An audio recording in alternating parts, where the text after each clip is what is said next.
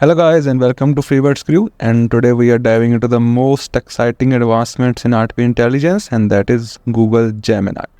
It is announced at Google I/O event 2023, and Gemini promises to revolutionize the way we interact with the AI.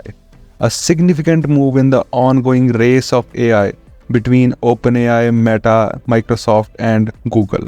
So buckle up because we are going to explore everything you need to know about Google Gemini. Gemini is a generative AI model which is made by Google. It is also a most advanced general purpose AI model that also uses the large language model as the base. This large language model is multimodal because it can understand the information in different types.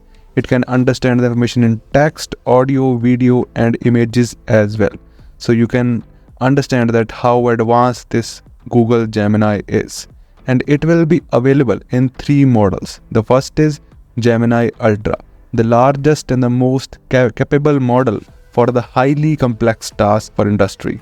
And then there is a Gemini Pro that can do a wide range of tasks from the machine translation, language translation, summarization, text generation and many more things. And then there is a Gemini Nano that is for the Android users only, and Google also integrated the Gemini Nano in the Pixel 8 Pro phone as well. So recently there is a news from Google's vice president of the board said that the Gemini Pro already outperformed GPT 3.5 in 6 out of 8 industry standards, and it is also the Google's most advanced model, Gemini Ultra, that beat the newer GPT4 in the 7 out of 8 benchmarks already.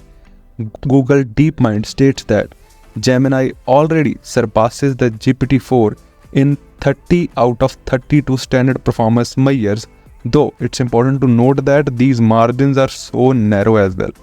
So Google also conducted several benchmark tests comparing the Gemini with GPT4.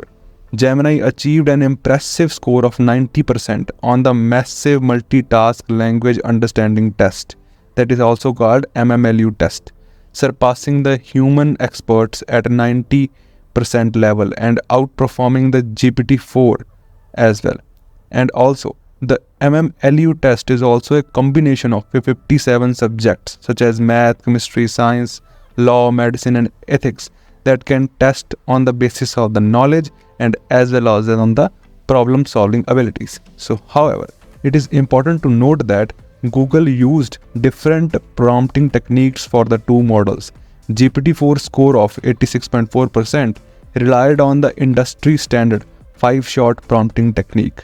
In contrast, Gemini Ultra 90% result was based on the chain of thought with 32 sample technique. So if you want to know about the 5-shot prompting technique and the chain of thought prompting technique, you can watch my video and the link is in the description. So let's meet in our next video in which I will tell you about the difference between the GPT-4 and Gemini and how Google beat OpenAI in the artificial intelligence race with Google Gemini. Thank you so much. We'll meet in our next video.